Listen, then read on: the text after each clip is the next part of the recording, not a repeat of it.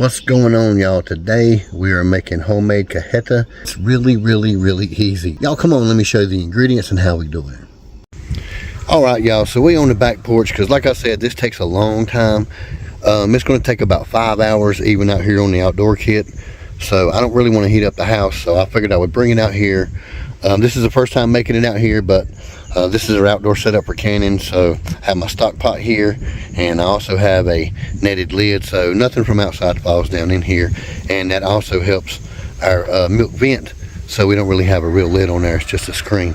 All right, y'all, let me show you the ingredients, and let's go ahead and kick this stuff off. It's awesome. Okay, the ingredients are really simple. There's not a lot of them. We have 4 cups of sugar. We have extra out because we're going to make ice cream.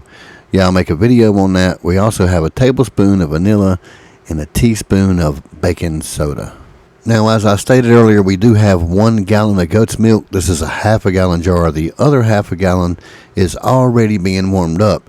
You want to do this really slow because the faster you heat up your milk, the more it will start to coagulate and lump up. You don't want that to happen when you're making cajeta. So we're going to go ahead and add everything in here all at one time. We're going to go ahead and do the vanilla, sugar, the baking powder. We're going to get it all in there, and then we're going to get it incorporated. And the best way to do that is with an old wire whisk.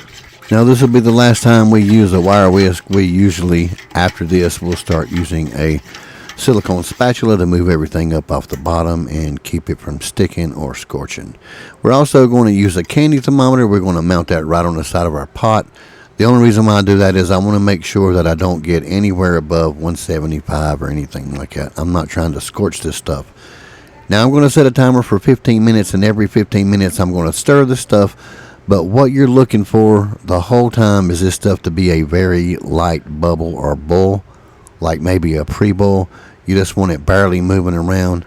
You want to keep it as low as you can get on the settings with the heat just to make it do this. Now here it is after everything is settled down. This is what you're looking for the entire time.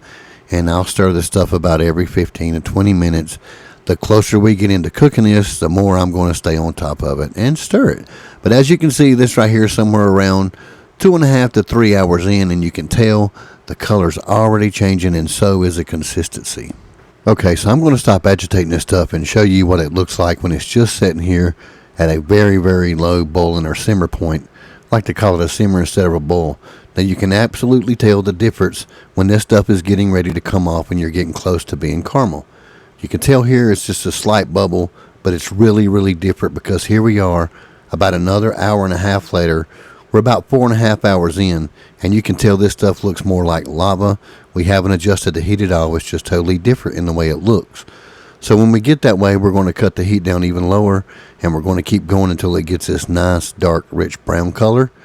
Now, we need it thicker than this, but the reason why I've cut the heat off and we're going to leave it this way is because I plan on canning this stuff, and we're going to have another 30-minute cook on it maybe.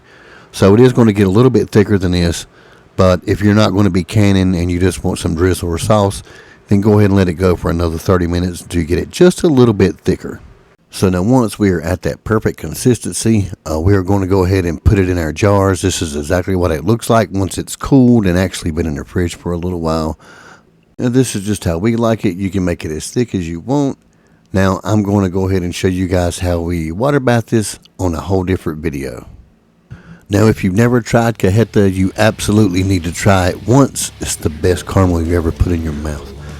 Thank you guys for watching, and as always, y'all keep on keeping on, and I'll do my best to see you on the next video. Teach you how to homestead, baby. Here you don't have to have a farm.